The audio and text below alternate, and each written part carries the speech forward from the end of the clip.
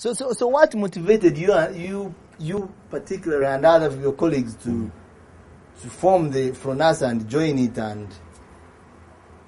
and fight against Idi Amin? No, actually we started again in that trouble between 65 and 66 when we were in entire school.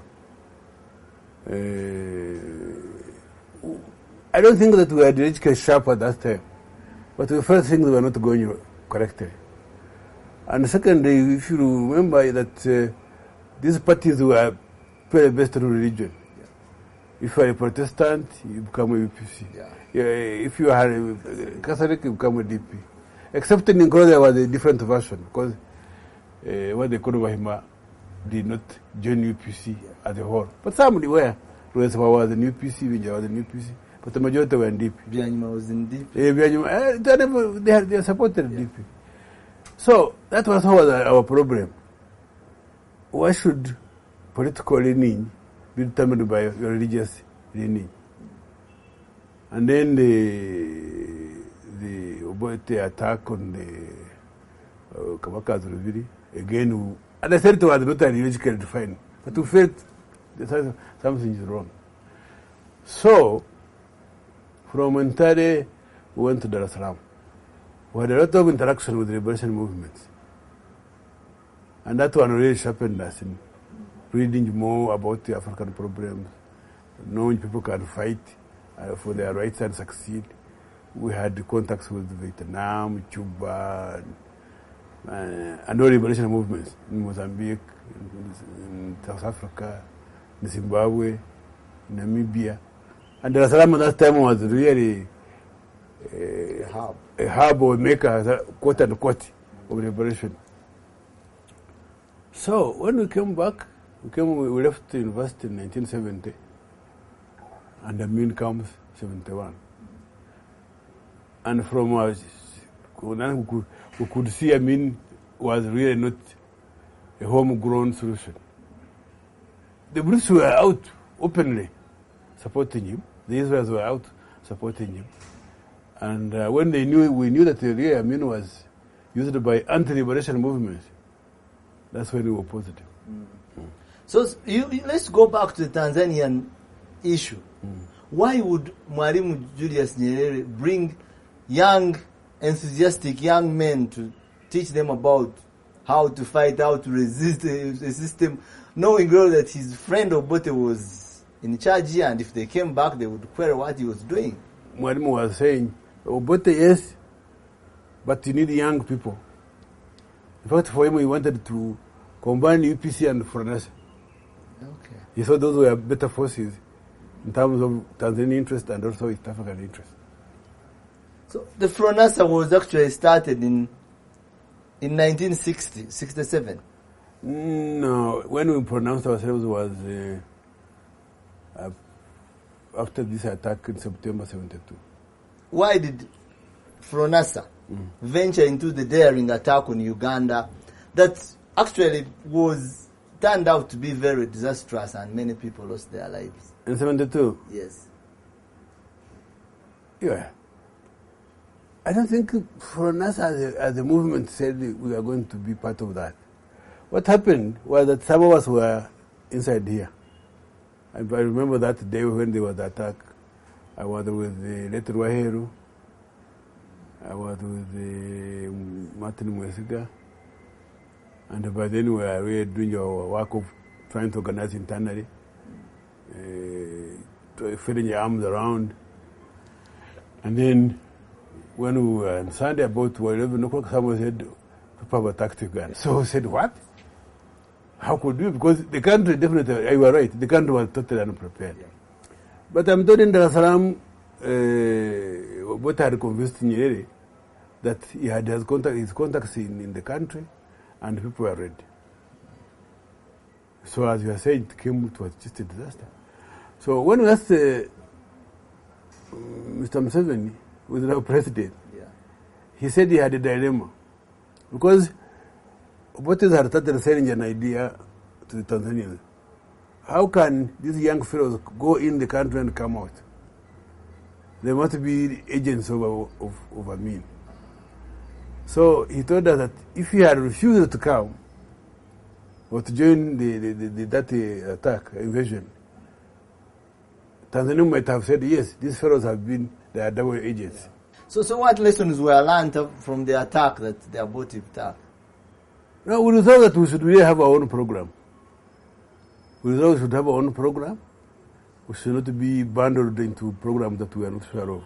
That's what and then that's why we decided to be independent. And for us, that's why we pronounce as the party or as the organization. So how did Fronasa convince Nyerere to support the group, yet he was sheltering his old friend Obote, who he wanted installed back in power? As I said, Nyerere was seen in some progressive and revolutionary seeds. Our method of work was different. I mean, we're talking of, as I said, we had to set up even camps here during Amin's time. If you remember, some of the people were publicly executed in 1973. Most of them were our former initial cadres. We had also got in touch with Frelimo in Mozambique, who had helped us to train some cadres. First, those who came in 1972 were our first group who had gone to training with Frelimo. So, Mwalimu could see our approach was different from Obote. Because Obote was saying, I have troops, arm them, but we said they arm them to do what? Why don't we mobilize the population? That was our difference with the Obote. So Nyerere was supporting us on that basis, you know. And as I said, eventually in 1979 we were talking of us working with Obote and forming a strong force.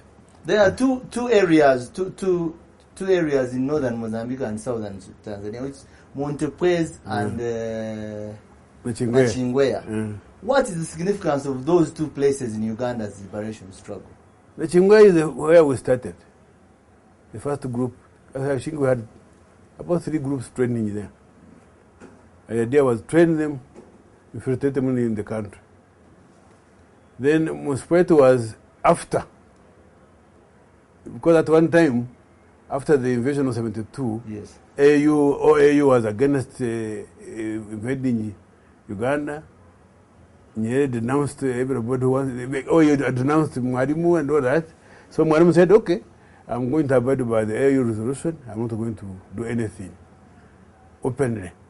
And I think I must add what word openly to fight Amin. Yes. But he said, all the same, these young fellows, let's keep them. In fact, it brought us a problem because the Obote group was saying, but these boys are still active. We see them up and down. Whereas the Obote's group was taken to Tabora in the refugee camps until 1979. Obote seemed to have had a bigger group. Why was he scared of Fronasa? I don't know. Maybe we should have asked him. Unfortunately, you can't. But I think we were politically different, totally different in thinking.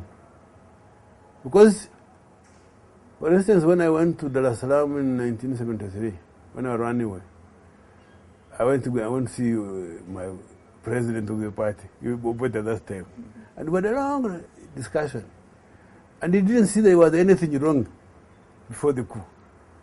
And I told him, no, there was a problem. You know very well, the party was totally factionalized. And if a party is factionalized, the country is factionalized, including the army. Because some people think that the army is insulated from politics. That's not true. But Obote had said there was nothing wrong. And someone was asking him, how could you choose Amin as army commander, who's illiterate, who doesn't know anything? Why? And he had no good explanation. There was a house in Dar es Salaam in Oyster Bay called Kinondoni House. That's where people used to stay. How safe was it for people who are running away from Idi Amin, who had a very big network of intelligence? No, in Tanzania was fairly safe. Tanzania was they are very organized people. Their state is, I think. Oh yeah, their state is organized. How did they survive, support the liberation movement without disaster, attacks like what was happening, for example, in Zambia and the rest. They organized it. You were inside Uganda when the attack took place of 1972. Yes. How did you... I was just in my flat at Makere. So how did you survive? Because certainly... But then Amin didn't know what we were doing. Yeah, but the people who were arrested would certainly have mentioned your name. No, when they... No, I ran away in January 73. Yeah. Because I thought Amin was coming near to us. In fact, I think I was lucky in the sense that we made a trip to Gulu. I was with President Museveni, and we went to a place called Nyerere, trying to see if we can establish a camp there.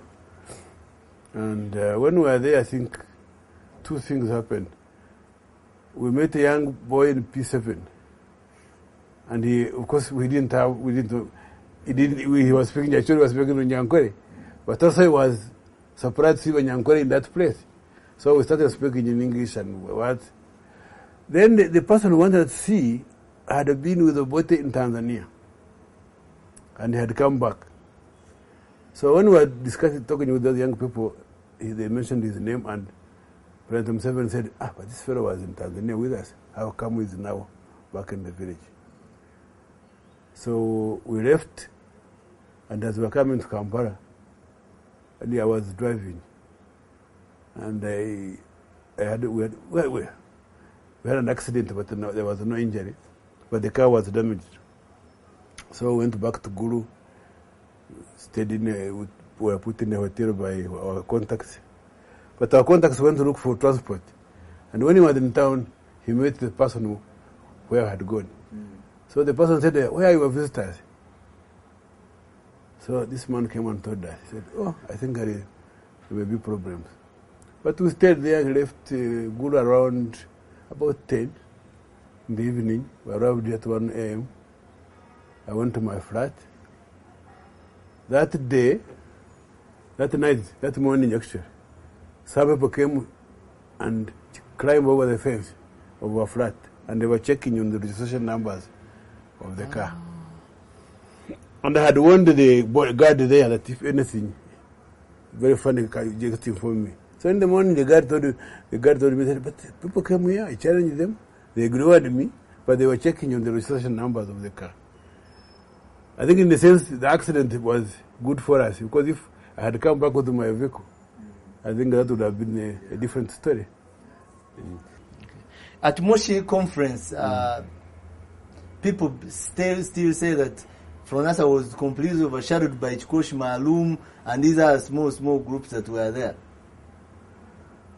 Yeah, I don't know what they call it overshadowing. It's not true.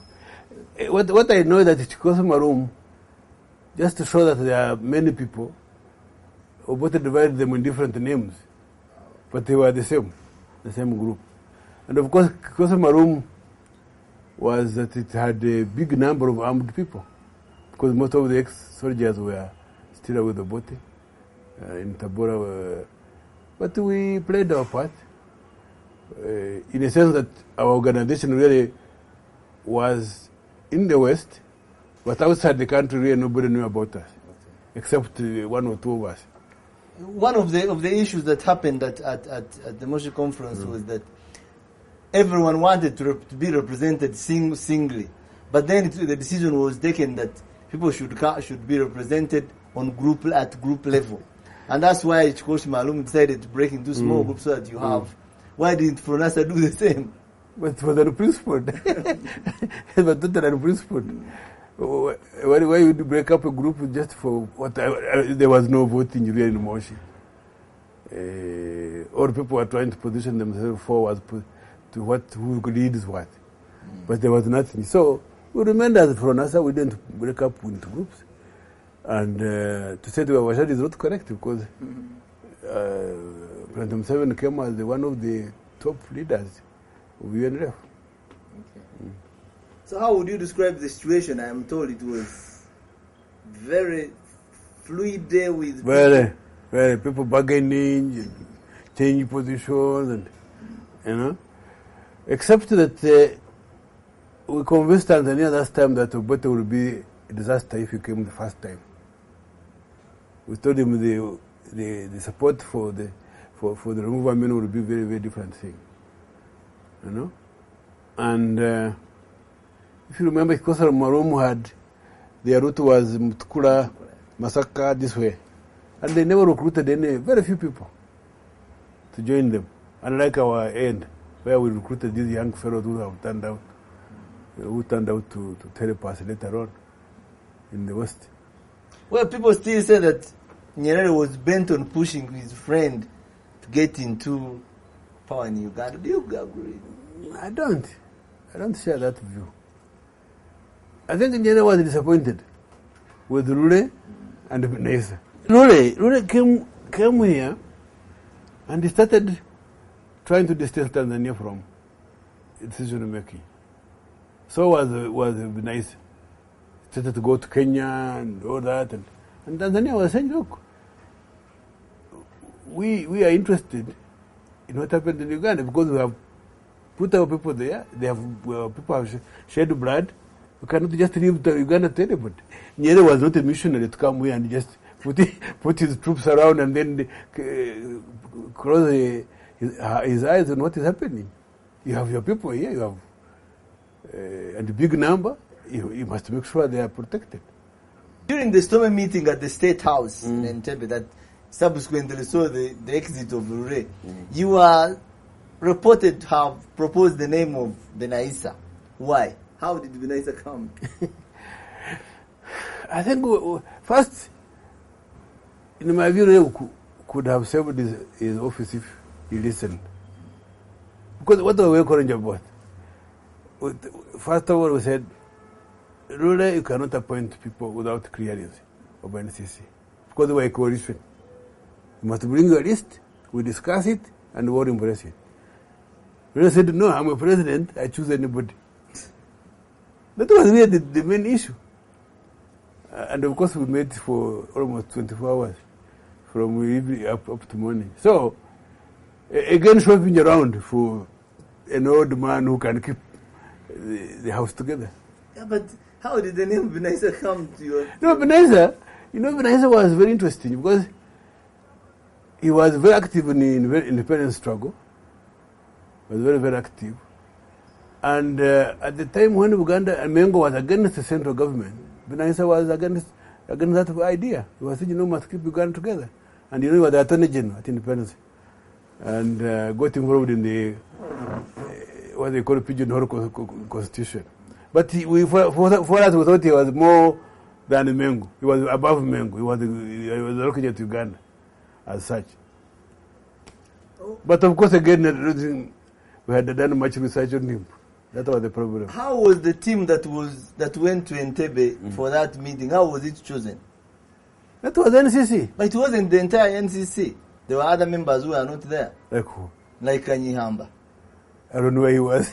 So why was he locked up in it? I don't think he was locked up. I'm told he was at Nairobi Mansion, and when he tried, because he was the Attorney General then, he said that when he tried to talk to the president, he was completely stopped, and even the president called him to go to the State House so that he can give the legal interpretation of what was happening. But he was stopped by the Tanzanian soldiers. Oh, Tanzania had their own intelligence, and any president with your troops anywhere, you'll be interested.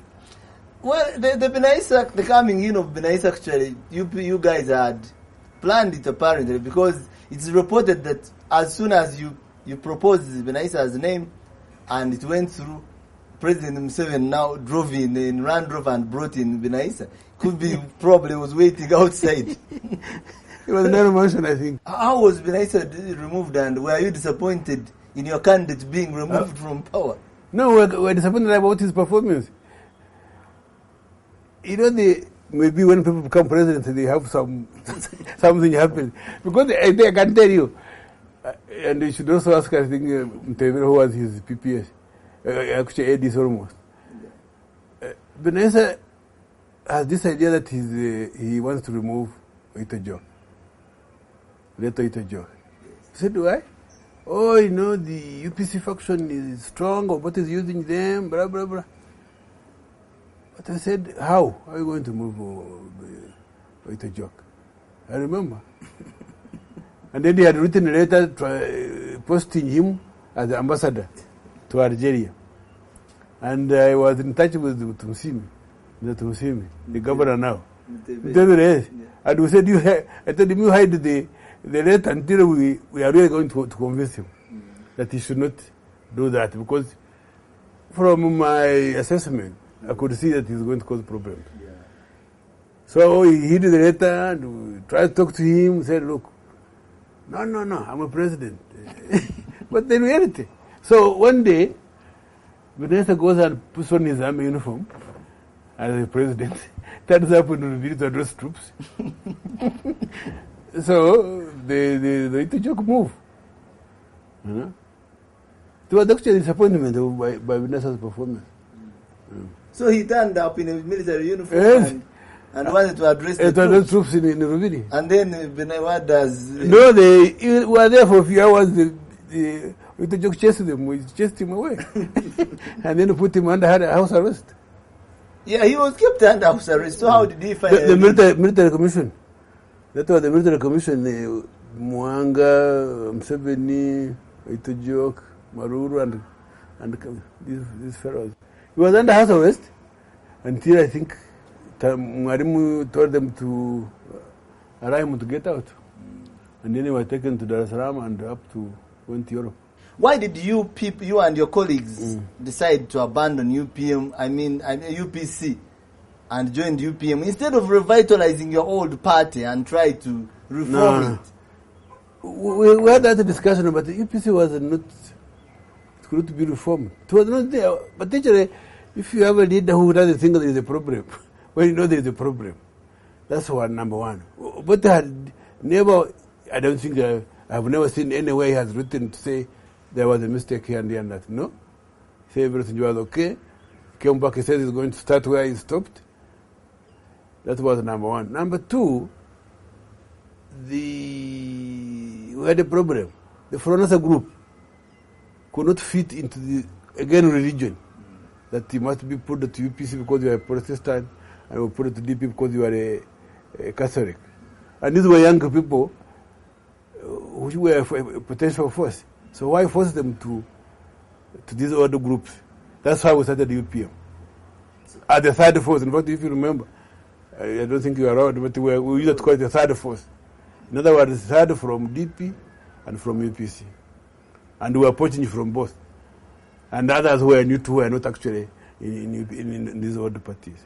So that was our idea. Start a new group or new party. Not attached to UPC, but attached to DP. So why did it lose miserably in the 1980 elections? We didn't have time. Every party plans to get into power. Did you actually? We didn't go there for that. We knew very well we could not win elections. Ours was a different situation. One was to say, let's at least tell the country there is an alternative to the other parties. Let's tell the country what we stand for. Because nobody knew us. Okay. Even President Museveni at that time, in the country, who knew him.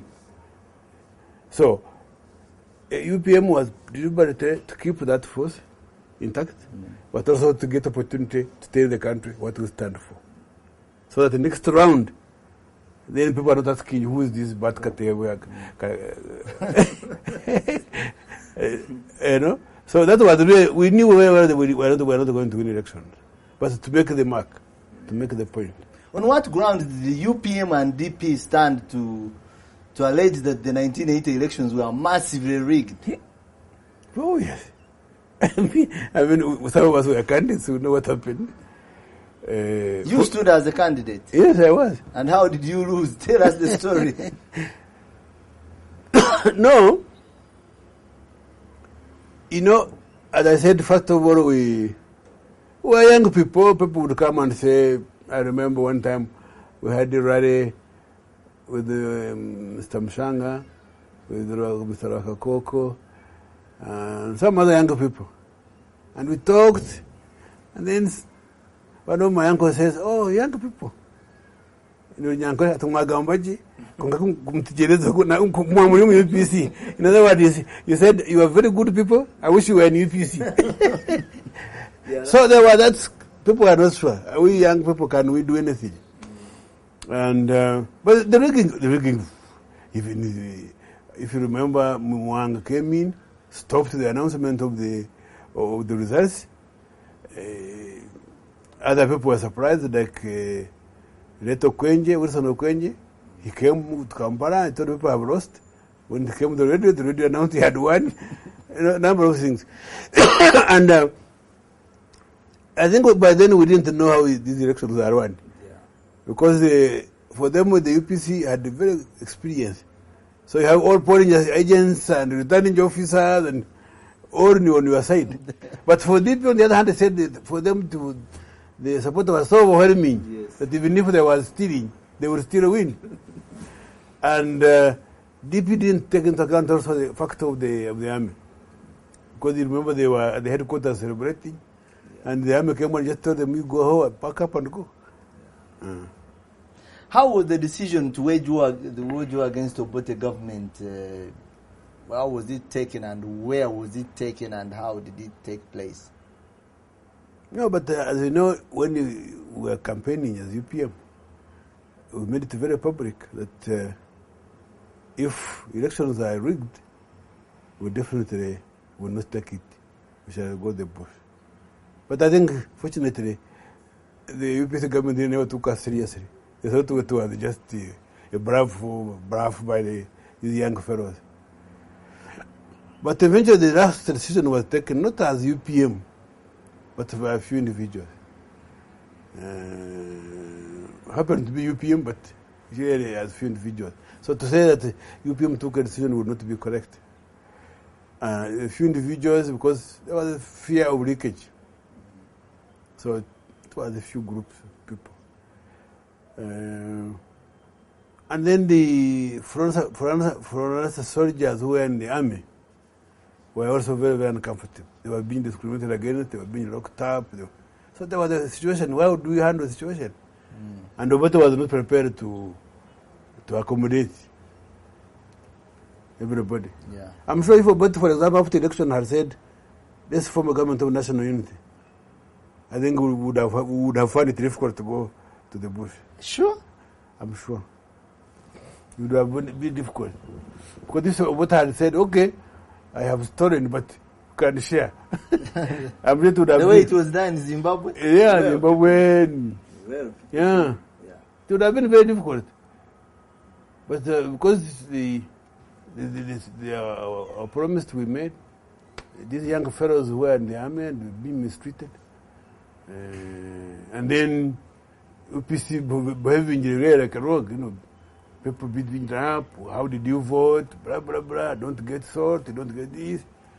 So, in a sense, the institution forced us to continue what we wanted. Considering that the UPM at that time was not very popular, what convinced you people that if you went to the bush, people would actually support you? But I can tell you this party, you must study our parties. Our party, our anti-Amin, really, we don't have, they are not totally glued or cemented to one party. They have their interest. Now, any party which is champion their interest, they will go there. Yeah. So, our belief was there is a still anger about because after Amin, people thought we were going to have peace and we unite and the rest. That one was a disappointment. The breakup of NLF was a disappointment. Many people. I remember when I went to campaign, some people said, but you came here, told us we will come UNLF. Now you are coming back to tell us to be in UPM. What are we supposed to be? So one of them said, no, Mommy, I will go back to my old party, which I know. So, disappointment. And the hatred for both in Uganda was visible. For me, I had never seen it. I didn't know until when we started in the bush. To have a leader who's totally hated. Yeah. I thought about it. In fact, I told one of the young people when we were there, I said, I think we must reflect. To have a leader who's totally hated. Something to, and we knew that. Yeah. In Uganda, we had almost 99% support when we started. I understand. I know you are not very all the time occupied with the frontline combat operations. What was your role during the war in where were you? What did you do? Mine, I was doing the political, what I call political work. First, to convince people that yes, the war is justified. To convince people, yes, because they would ask you, but how? You have very few arms, you have few people. How are we going to win? Are we likely to win? How are we going to defeat the army? To have the people have the mindset, yes, they may be small, they may be few, but their cause is good, and therefore it can expand. Can you stand this and this and this and this? So to convince people that yes, this is possible, and you give examples, and then the soldiers, you give them books to read about Vietnam, about Cuba, and all this type of thing. And then we started, that's how we even started resistance councils or committees, so that the linkage between what we call civilian and the army. Yeah. So what was the political setup? How was it done in the liberated areas? Resistance councils in the village, Muruka, Gomorrah. That's how far we wanted to go. Then eventually we became NRC later on. But the NRC was operating in the liberated area. Yes. So who are the members of the NRC? Then how were they picked? Actually, picked. That's the right word. Because at one time when we had some big people and senior people coming to the bush, the question was, what do they do? And how do they participate in the whole process? Because also there was also a feeling at that time which we thought was not correct, to think struggle means the only fighting. Yeah. Struggle has a lot of things, politics, intelligence, economics. People must know. So NRC was composed of what you would call civilians and the army. And it was 60-40. The civilian 60, the army 40. Can you describe for me the mood in the Nairobi peace talks and why the peace talks failed? First of all, I think nobody believed we could work with the Okero group. In fact, it was a big problem to convince our army to go on these Nairobi talks. People said, what are you going to talk about? After the behavior of the Okero group in Kampala and what they were doing, people thought we should not talk to them. But at the top level, we thought we should talk to them, because to that venue. And of course, we had pressure from international community and pressure from President Moi. Moi was not sure what type of people we are. He didn't know what type of example are going to be. So if you can have some direction. In fact, I remember the first time I went to Britain officially. I went and talked to them in foreign affairs, of course, intelligence as usual. And they said, these chaps may have some brains in there. Some sense. Some sense. They don't have tails. That's what they said. You know? So, the talks were really... The atmosphere was not... at the beginning, of course, it was a bit acrimonious. But after a number of meetings, we started having cross bridges with individuals. You know, develop some contact. Some of them, of course, we knew. But talks didn't fail. We signed the agreement. The question, what failed was implementation. Because when after signing the agreement, Okero came here in the Kampala and said, there was a snake and now we have taken away the tooth. Yeah, I remember that. You know? But then we said, if the fangs were we snakes in the first place? So what fangs did he take out? And so, we took a decision, let's move on Kampala. The 10-point program, what was is it, and what was the relevance of the 10-point program in the struggle? Again, you don't go in a struggle like that without a program. It was our program we developed in the bush to show people this is what we intend to do. These are our objectives of the struggle. Do you still follow them today? There's a debate. Yeah. There's a debate. How were the RSC elections held after the NRA took over power? I was lining up. We didn't have ballot papers and ballot boxes. I think the first ones were in 89 or before. RSCs were open. 88. Yeah. They were open, lined up. You ran up behind your candidate. People thought that was a kind of rigging. Some people who believe in Western democracy. No. But most people thought that was the best election they ever had. Because the people were going behind somebody they believed in. Well, they say that someone would turn around. Somebody was saying they're no secret. Yeah, but who was threatening you?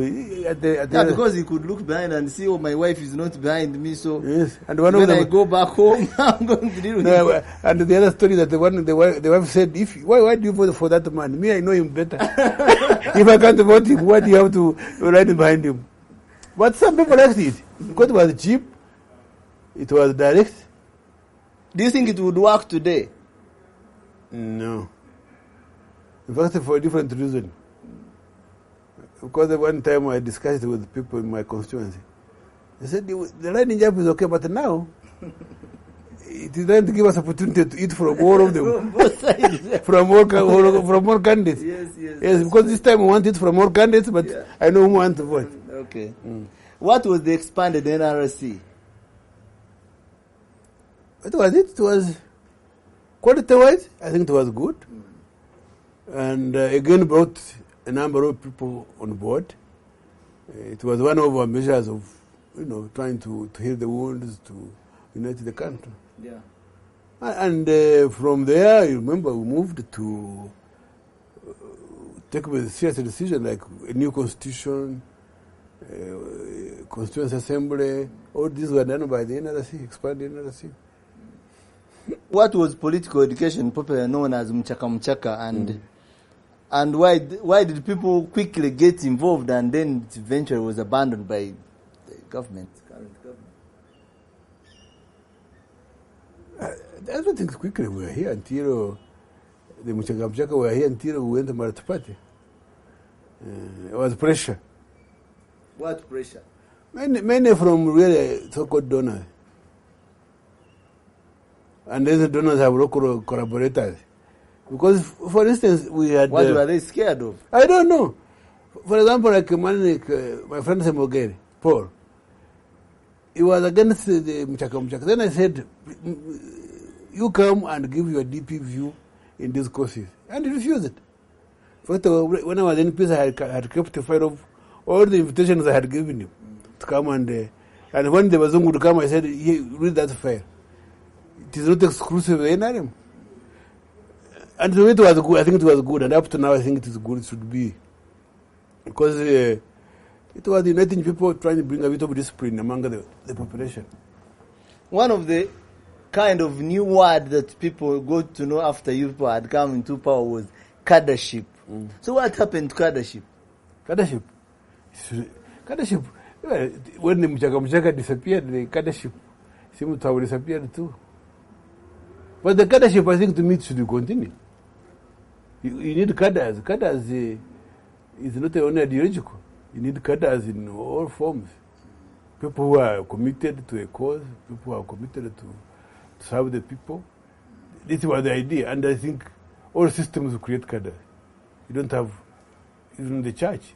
Do we still have faithful cadres today or there? I'm sure they are. They may be scattered, but I think they are there. Okay. Was it necessary to have a new constitution? Yes. Why? Because of the debate that since independence, all these constitutions, people never participated in their making.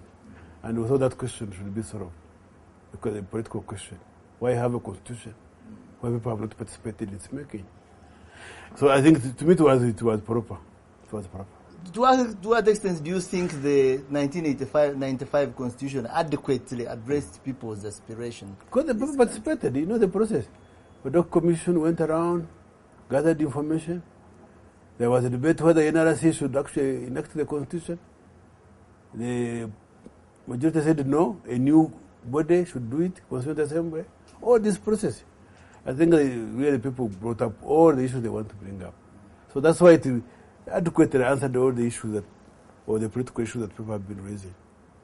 Why did you abandon UPM as a party? UPM, in the bush. No. You people eventually came here. No, in the bush, because we had a problem. In the bush, when we started, some people were known as UPM. Seveni, Chigongo, myself, and the rest.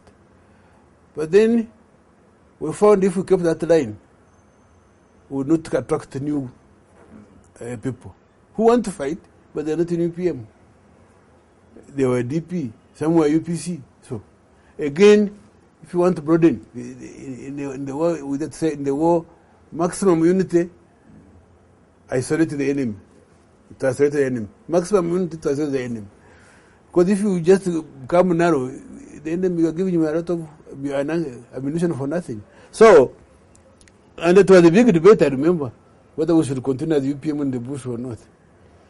And one of the person who insisted on that eventually ran away from us and joined the enemy. Yeah. So the idea was we should leave open so that other people can come in and participate. Did you legally dissolve it? No. So and you heard that one time one person is coming up to and sue you and sue what? We didn't take any property of UPM. If the people of Uganda were to be asked today, like the Constitution requires, whether we should go back to the movement type of government or we maintain the multi-party, what do you think would be majority? I think there are still people who want party. For me, majority of the people would go back to movement. Why? I think people believe the movement was more disciplined than what we are seeing. And there was not necessarily dividing people. Because these parties, some of them, I don't know what they stand for. And what we have seen is, I don't know, personally, I'm disappointed. Do you think the movements were forced down their throat, the multi-party system? The movementists, the real movementists? No, I don't know. I think one has to be prudent. When I say prudent, practical. We debated this issue. And I was one of the people who were saying we should open up. And my argument was, the movement is still popular, it is strong. Okay? We could have a dominant party within a multi-party. To me, that is the best. You are dominant, but you are not gagging others who are not interested in your dominance. They are free to organize. That was my argument. I said, why should we go on explaining ourselves, blah, blah. But, and even now, despite our problems and complaints people have, I think the movement can still be revived and become a dominant political party. Finally, skeptics think that the political federation of East Africa is not possible because of many differences in the 5 countries. What is your take on that? It's possible.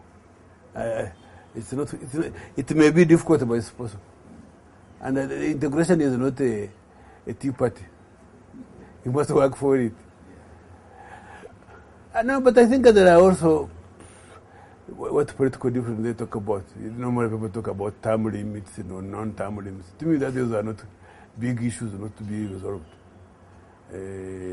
But overall, I think it is still imperative that we must have viable states in this world. Yeah. And I've told you, if you are small, you are swallowed or swallowable.